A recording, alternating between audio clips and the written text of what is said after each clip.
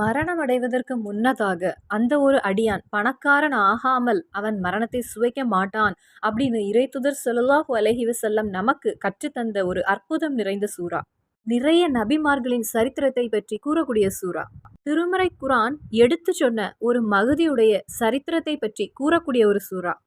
இந்த ஒரு சூறா நாம் ஓதுவதால் நமக்கு துனியாவில் கிடைக்கக்கூடிய அந்த சிறப்பும் நாளை ஆகிரத்தில் நமக்கு கிடைக்கக்கூடியதும், அதே போல சுலைமான் நபி அலைஹிஸ்ஸலாம் அவர்களுக்கு அல்லாஹு தாலா கொடுத்த அந்த பவர் போல நமக்கும் கிடைப்பதற்கு இந்த ஒரு சூறா எது எப்படி ஓத வேண்டும் என்பதை நம்ம இந்த வீடியோவில் முழுவதுமாக தெரிந்து கொள்வோம்.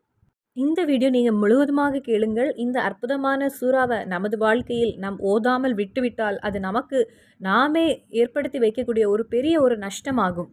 இதை ஓதுவதற்கு இறைவன் நமக்கு அருள் புரிவானாக.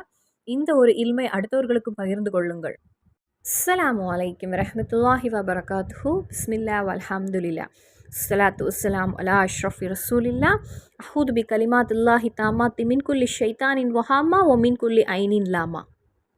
எல்லாருமே நல்லா இருக்கீங்க அல்ஹம்துலில்லா அப்படின்னு நான் நினைக்கிறேன். அதே போல் இறைவன் எல்லாருக்குமே சந்தோஷமும் சமாதானமும் பரக்கத்தும் ரஹ்மத்தும் ராகத்தும் நிறைந்த ஒரு வாழ்க்கையை இறைவன் உங்களுக்கு பொழிந்து தருவானாக என்று நான் துவாவும் செய்கிறேன். நிறைய பேர் நிறைய ஆசைகளை கமெண்ட் வழியாக அனுப்பியவர்கள் உண்டு. உம்ரா செல்ல வேண்டும், ஹஜ்ஜு செல்ல வேண்டும் அப்படிங்கிற ஒரு ஆசை உண்டு. அதற்கு வேண்டி துவா செய்யுங்கள். கடன் அடைய வேண்டும், அதற்கு வேண்டியுள்ள வழிகள் திறந்து கிடைக்க வேண்டும், துவா செய்யுங்கள். நல்ல ஒரு வீடு வேண்டும், அதற்காக துவா செய்யுங்கள் சகோதரி. நல்ல ஒரு ஹயரான ஒரு துணையை கிடைக்க வேண்டும், அதற்கு துவா செய்யுங்கள். கல்யாணமாய் பல வருடம் ஆயும் இன்னும் எனக்கு ஒரு குழந்தை இல்லை சகோதரி, அதற்கு துவா செய்யுங்கள்.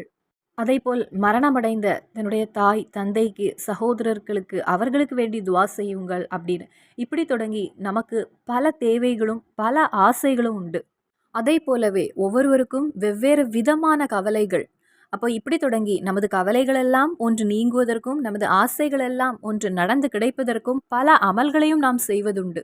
அதற்கு வேண்டி நாம் என்ன ஓத வேண்டுமோ அதை ஓதுகிறோம். நாம் திக்ரு ஓதுகிறோம், சலவாத் ஓதுகிறோம், தொழுகின்றோம். அப்படி நமக்கு முடிந்த எல்லாவற்றையும் நாம் செய்து வருகின்றோம். இறைவன் நாம் செய்யக்கூடிய எல்லா அமல்களையும் ஏற்றுக்கொள்வானாக. நாம் அறிந்தோ அறியாமலோ செய்த தவறுகளை மன்னித்து இறைவன் நமக்கு பொருத்தம் தருவானாக. இன்றைய தினத்துல உங்களுக்கு நான் ஒரு திருமறை குரான்ல உள்ள ஒரு அற்புதமான ஒரு சூறாவை நான் உங்களிடம் பகிர்ந்து கொள்கிறேன். திருமறை குரான்ல அதிக அளவில் மகத்துவம் நிறைந்த ஒரு சூறா. இந்த ஒரு சூறாவை ஓதக்கூடியவர்களுக்கு கிடைக்கக்கூடிய அந்த ஒரு சிறப்பும், இந்த சூறா இருக்கக்கூடிய அந்த ஒரு இடத்துடைய அதனுடைய மதிப்பும், இந்த சூறாவின் சிறப்புகளும், இந்த சூறால என்ன இருக்கிறது அதையும் இந்த ஒரு வீடியோல நம்ம பார்ப்போம். இந்த சூறாவை கொண்டு நமது வாழ்க்கையில் அளவில்லா சிறப்புகள் நமக்கு கிடைக்கும். இறைவன் அதற்கு தௌஃபீக் புரிவானாக. திருமறை குரான்ல ஒவ்வொரு எழுத்துக்குமே தனி கூலியும் தனி சிறப்பும் உண்டு. நம்ம எந்த ஒரு சூறா ஓதும்போது, எந்த ஒரு ஆயத்து ஓதும் போதும் நமது கல்வில் நல்ல ஒரு நெய்யத்து வேண்டும். இது என்னுடைய எஜமானான ரப்புடைய கிதாபாகும் நான் ஓதுவது. இறைவன் கூறிய காரியங்களை தான் நான் கூறுகின்றேன். இறைவன் நமது இறைத்துதர் ஸல்லல்லாஹு அலைஹி வஸல்லம் அவர்களுக்கு கற்றுக் கொடுத்த அற்புதமான விஷயங்களை தான் நான் ஓதுகின்றேன். அதனாலேயே நமது மனதில் இந்த ஒரு திருமறை குரான் ஓதும் போது ஒரு மதிப்பும் ஒரு சிறப்பும் ஒரு மரியாதையும் ஒரு நம்பிக்கையும் நாம் கொடுக்க வேண்டும். அதாவது நாம் அந்த ஒரு மதிப்போடும் சிறப்போடும் மரியாதை கொடுத்து நாம் திருமறை குரான் ஓதும்போது நமக்கு கிடைக்கக்கூடிய சிறப்பு என்னன்னு தெரியுமா? நாளை எந்த ஒரு அடியான் அந்த ஒரு வகையில் ஓதினானோ அவனுக்கு வேண்டி திருமறை குரான் ஷஃபாத்து செய்யுமாம், அவனுக்கு வேண்டி பேசுமாம்.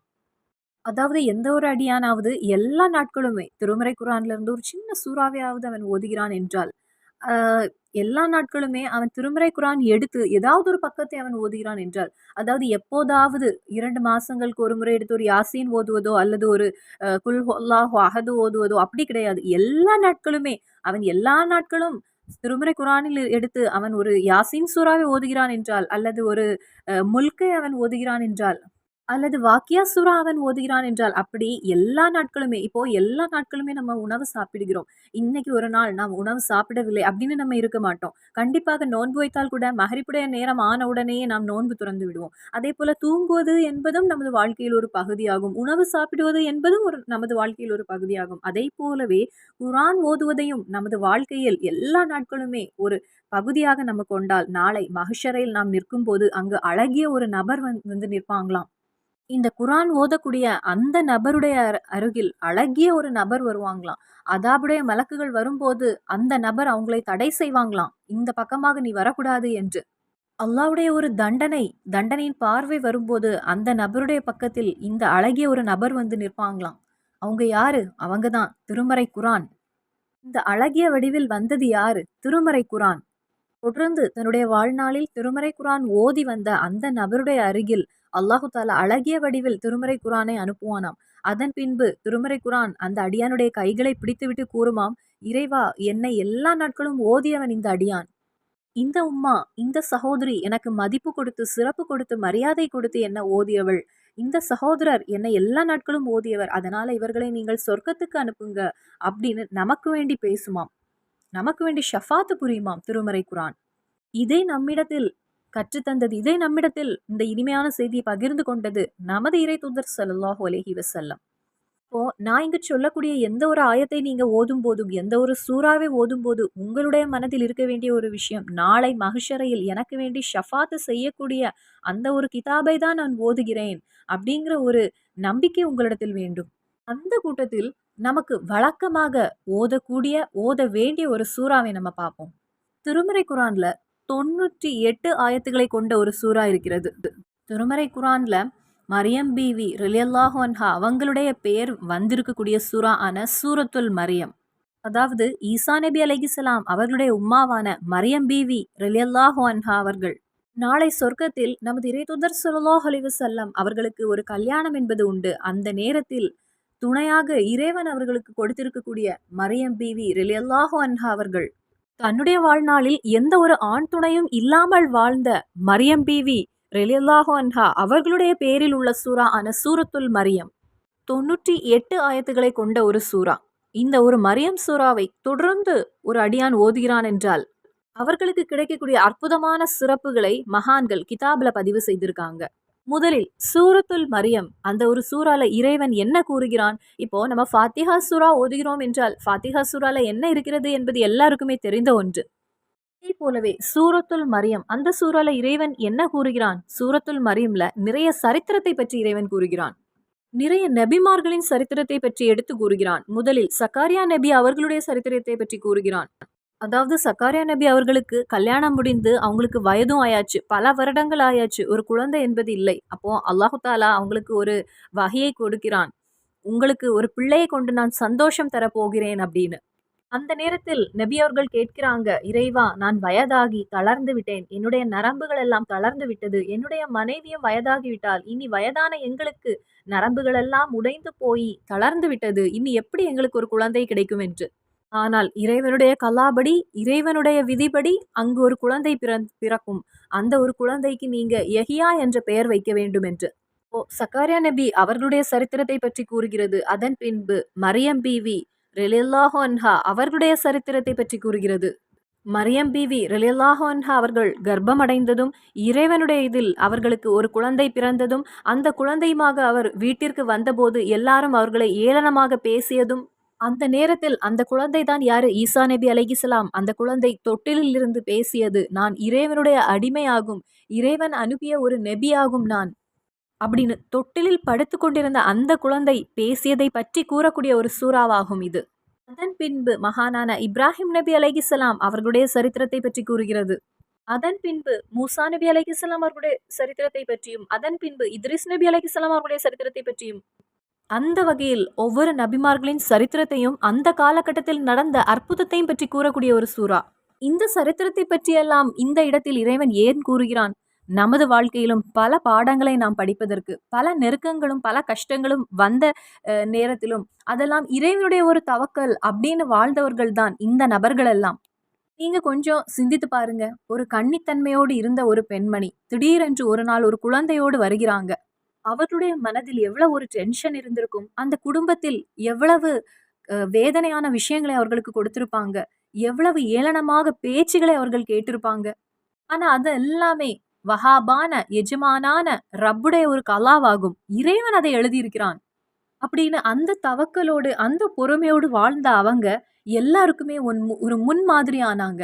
இங்க மட்டும் இல்ல, நாளை ஆகிரத்திலும் நமது இறைத்தூதர் ஸல்லல்லாஹு அலைஹி வஸல்லம் அவர்களுக்கு மனைவியாக போகக்கூடியவங்க தான் மரியம் பீவி ரலியல்லாஹு அன்ஹா அவங்க. அவர்களுடைய பரக்கத்து கொண்டு இறைவன் நம்மையும் நமது வாழ்க்கையில் உயர்த்த செய்வானாக. அப்போ மரியம் பீவி ரலியல்லாஹு அன்ஹா அவங்களுடைய பேரில் இருக்கக்கூடிய அந்த சூறாவை ஒரு அடியான் தொடர்ந்து ஓதி வருகிறான் என்றால், அவன் ஒரு முறை ஓதும் போதே யஹ்யா நபி அலைஹிஸ்ஸலாம், சக்காரியா நபி அலைஹிஸ்ஸலாம், ஈசா நபி அலைஹிஸ்ஸலாம், மூசா நபி அலைஹிஸ்ஸலாம், ஹாரூன் நபி அலைஹிஸ்ஸலாம், இப்ராஹிம் நபி அலைஹிஸ்ஸலாம், ஈசாக் நபி அலைஹிஸ்ஸலாம், யாக்கூப் நபி அலைஹிஸ்ஸலாம், இஸ்மாயில் நபி அலைஹிஸ்ஸலாம், இவர்கள் ஒவ்வொருவருக்குமே 10 தடவை சதக்க கொடுத்த கூலியை நாம் ஒரு தடவை இந்த மரியம் சூரா ஓதும் போது இறைவன் அந்த கூலியை நமக்கு வழங்குகிறான். அதை போலவே இவ்வளவு நபிமார்களையும் பின்பற்றி வாழ்ந்தா அவனுக்கு என்ன கூலி கிடைக்குமோ அதே கூலியை இந்த சூரா ஒரு முறை ஓதக்கூடிய அடியானுக்கு அல்லாஹு தாலா வழங்குகின்றான். அதாவது நாம் ஒரு நபியை ஏற்றுக்கொண்டு அவர்கள் கற்றுத்தந்த ஒரு வழியில் நாம் வாழும் போதே அது நமக்கு சொர்க்கம் நுழைய காரணமாகிறது. அப்போ இவ்வளவு நபிமார்கள் அவர்களை பின்பற்றி நாம் வாழ்ந்ததற்கு என்ன கூலியோ அதே கூலியை இறைவன் நமக்கு வழங்குகிறான் அப்படின்னு நமது ரசூல் ஸல்லல்லாஹு அலைஹி வஸல்லம் நமக்கு கற்று தந்திருக்காங்க. மகானான அபூபக்கர் சித்திக் ரலியல்லாஹு அன்ஹு அவங்க நமது இறைத்தூதர் ஸல்லல்லாஹு அலைஹி வஸல்லம் அவர்களை பின்பற்றி அவங்க கற்றுத்தந்த வழியிலையும் அவங்க கற்றுத்தந்த விஷயங்களையும் பின்பற்றி நடந்தவங்க. அவர்களுக்கு நாளை சொர்க்கத்தில் உன்னதமான ஒரு இடம் உண்டு. அதேபோல் ஈசா நபி அலைஹிஸ்ஸலாம் அவர்களை நம்பி அவர்கள் கற்றுத்தந்த அவர்கள் பின்பற்றிய வழியில் அவர்களுக்கு ஈசா நபி அலைஹிஸ்ஸலாம் அவர்களோடு நாளை சொர்க்கம் செல்ல முடியும். அதே போலவே இந்த உலகில் மனிதன் பிறந்திருப்பான். சிலவங்களுக்கு இறைவன் குழந்தைகளை கொடுத்திருப்பான், சிலவங்களுக்கு இறைவன் குழந்தைகளை கொடுத்திருக்க மாட்டான். சிலர்கள் வயிற்றிலேயே மரணித்திருப்பார்கள். அப்போ இந்த உலகில் இறைவனின் படைப்புகளின் எண்ணிக்கையில் அந்த மனிதரின் படைப்புகளின் எண்ணிக்கையில் ஓதி அந்த அடியானுக்கு ஹசனத் என்பது கிடைக்கும், நன்மைகள் என்பது கிடைக்கும். இந்த உலகில் இறைவன் அல்லாஹு தாலா எவ்வளவு மனிதர்களை படைத்தானோ அவர்கள் சிலர் பிறந்து வந்திருக்காங்க, சிலர் வயிற்றிலிருந்தே மரணித்திருக்காங்க. அந்த எண்ணிக்கையில் அவ்வளவு எண்ணிக்கையில் இந்த சூரா ஒரு முறை ஓத அடியானுக்கு இறைவன் அந்த எண்ணிக்கையில் நன்மை வழங்குகின்றான். அதே போல 98 ஆயத்துகள் இருக்கிறது, எப்படி ஓத முடியும் அப்படின்னு நினைக்க வேண்டாம். நாம் தொடர்ந்து ஒரு 3 நாட்கள் ஓதும் போது அது தானாகவே நமக்கு எளிதாக நமக்கு ஓதி முடித்துவிட முடியும். நாம் சரளமாக அதன் பின்பு ஓதிவிடுவோம். நான் இவ்வளோ நேரம் சொன்ன சிறப்புகள் சூரத்துல் மரியம் ஒரு தடவை ஓதினால் கிடைக்கக்கூடியது. எல்லா நாட்களும் இல்லை, நீங்கள் ஒரு தடவை ஓதினால் உங்களுக்கு கிடைக்கக்கூடிய சிறப்பு. இனி சூரத்துல் மரியம் எல்லா நாட்களும் ஒரு முறை ஓதக்கூடிய அடியானுக்கு கிடைக்கக்கூடிய சிறப்பு என்னன்னா, நாம் ஒவ்வொருவருமே சம்பாத்தியம் இல்லை அப்படின்னு கவலைப்படக்கூடியவங்க தான். நாம் நினைக்கக்கூடிய நேரத்தில் நமக்கு தேவைப்படும் போது நமது கையில் எடுப்பதற்கு பணம் இருக்காத ஒரு நிலையாக இருக்கும். நமக்கு திடீரென்று ஒரு தேவை இருக்கிறது, அந்த நேரத்தில் ஒரு பணம் என்பது இல்லையே அப்படின்னு வருத்தப்படக்கூடியவர்களாக இருப்போம். அப்போ இது சூரத்துல் மரியம ஒரு தடவை தினமும் ஒரு முறை ஓதி வரக்கூடியவங்க. அப்படி ஒரு முறை ஓதக்கூடிய அந்த அடியானுக்கு அல்லாஹு தாலா குழந்தைகளை கொண்டும் சம்பாத்தியத்தை கொண்டும், அதாவது பணத்தை கொண்டும் ஆரோக்கியத்தை கொண்டும் அவனை உயர்ந்தவனாக்காமல், அதாவது அந்த சம்பாத்தியத்தையும் பணத்தையும் கொடுத்து அவனை பணக்காரனாக்காமல், குழந்தையை கொடுத்து அவர்களுக்கு சந்தோஷத்தை அடைய வைக்காமல், ஆரோக்கியம் நிறைந்தவனாக இல்லாமல் அந்த அடியானை அல்லாஹு தாலா மரணமடைய விடமாட்டான். அதாவது முசீபத்தோடு வாழ்ந்து முசீபத்தோடு உள்ள மரணம் அல்ல, அதாவது மிஸ்கீனோடு வாழ்ந்து மிஸ்கீனோடு உள்ள ஒரு மரணம் இல்லை, அல்லது யாரிடையாவது முன்னில் சென்று கைகளை நீட்டி நிற்கக்கூடிய ஒரு வாழ்க்கை அப்படி கிடையாது. அந்த அடியானுக்கு ஹயருடைய அனைத்து வாசல்களையும் சம்பாத்தியத்தின் அனைத்தையும் கொடுத்தே, அது எல்லாவற்றிலும் பணம் என்பது அவனிடத்தில் சேர்த்து விட்டே இறைவன் அவனுடைய ரூகை பிடிப்பான் என்பதாகும். அதாவது கடன் கொண்டு சிரமப்பட்டுள்ள ஒரு மரணம் அப்படி கிடையாது. சம்பாத்தியத்தை கொண்டு அல்லாஹு தாலா அந்த அடியானுக்கு அருள் புரிவான், நல்ல ஆரோக்கியம் நிறைந்தவனாக்குவான். இப்போ திடீரென்று ஒரு நோய் படுக்கையில் படுத்து அல்லது ஒரு ஆக்சிடென்ட் அதனால் கஷ்டப்பட்டு வேதனையோடு உள்ள ஒரு மரணம் அப்படி கிடையாது. அல்லாஹு தாலா ஆரோக்கியத்தையும் கொடுத்து அந்த அடியானுக்கு சம்பாத்தியத்தையும் ஏற்படுத்தி கொடுப்பான் அதை அனுபவிப்பதற்கு. அதை போலவே 3வது சிறப்பு, குழந்தைகளை கொடுத்து அல்லாஹு தாலா சந்தோஷப்படுத்துவான். குழந்தைகள் இல்லாமல் அவர்களை மரணிக்க விட மாட்டான். அதாவது யஹ்யா நபி அலைஹிஸ்ஸலாம் அவர்களை கொடுத்து சக்காரியா நபி அலைஹிஸ்ஸலாமிற்கு இறைவன் சந்தோஷத்தை ஏற்படுத்தினான். ஈசா நபி அலைஹிஸ்ஸலாம் அவர்களை கொடுத்து மரியம் பீவி ரலியல்லாஹு அன்ஹா அவர்களுக்கு இறைவன் சந்தோஷத்தை ஏற்படுத்தினான். இஸ்மாயில் நபி அலைஹிஸ்ஸலாம் அவர்களை கொடுத்து இப்ராஹிம் நபி அலைஹிஸ்ஸலாம் அவர்களுக்கு இறைவன் சந்தோஷத்தை ஏற்படுத்தினான். சக்காரி நபி அலைஹிஸ்ஸலாம் அவர்களுடைய உடலில் எந்த சக்தியுமே இல்லை, நரம்பெல்லாம் தளர்ந்து விட்டது. இறைவா எங்களுக்கு எப்படி குழந்தை பிறக்கும் அப்படின்னு கேட்டபோது இறைவனுடைய கலா அங்கு நடந்தது, குழந்தை பிறந்தது. அப்போ இறைவனுக்கு அதெல்லாம் ஒரு விஷயம் கிடையாது. அதே போலவே மரியம் பிவி ரலியல்லாஹு அன்ஹா அவர்கள் எந்த ஒரு ஆணும் அவர்களை தொட்டது கிடையாது. அப்படி இருந்தக்கூடிய அந்த நேரத்தில் இறைவன் அவர்களுக்கு ஒரு குழந்தையை வழங்கினான். அப்போ இறைவனுக்கு அதுவும் ஒரு விஷயம் கிடையாது. அதே போலவே இப்ராஹிம் நபி அலைஹிஸ்ஸலாம் அவர்களுக்கு அல்லாஹு தாலா ஒரு குழந்தையை ஏற்படுத்தினான். அப்போது குழந்தை இல்லாமல் எனக்கு நிறைய பேர் கமெண்ட் அனுப்புவது உண்டு. குழந்தை இல்லாமல் இருக்கக்கூடியவங்க கண்டிப்பாக தினமும் ஒரு தடவை இந்த சூறாவை ஓதிக்கொள்ளுங்கள். அப்போது இறைவன் குழந்தைகளை கொடுத்து, குழந்தை செல்வங்களை கொடுத்து அல்லாஹு தாலா அந்த அடியானை சந்தோஷப்படுத்துவான் அப்படின்னு நமது இறைத்துதர் ஸல்லல்லாஹு அலைஹி வஸல்லம் அவங்களுடைய ஹதீஸை வைத்து ஜாஃபர் இப்னு சாதிக் ரலியல்லாஹு அன்ஹு அவங்க ரிப்போர்ட் பண்ண ஹதீஸில் காண முடிகிறது. அதுபோலவே நாளை ஈசா நபி அலைஹிஸ்ஸலாமும் அவர்களுடைய சஹாபாக்களுமாக சொர்க்கத்தில் நுழையும் போது, அதே போல் ஒவ்வொரு நபிமார்களும் அவங்களுடைய உம்மத்துமாக சொர்க்கத்தில் நுழையும் போது அவர்களுக்கு கூடவே நமக்கும் நாளை சொர்க்கத்தில் நுழைய முடியும். இந்த ஒரு சூரா தினமும் வழக்கமாக ஒரு முறை ஓதக்கூடிய அடியானுக்கு நமது இறைத்தூதர் ஸல்லல்லாஹு அலைஹி வஸல்லம் அவர்களுக்கு கூட அவங்களுடைய உம்மத்தில் பட்ட நமக்கும் சொர்க்கம் நுழைய முடியும். அல்லாஹு தாலா எல்லா நபிமார்களுடன் சேர்ந்து நமக்கும் நாளை சொர்க்கம் நுழைவதற்கு அருள் புரிவானாக, தௌஃபீக் புரிவானாக.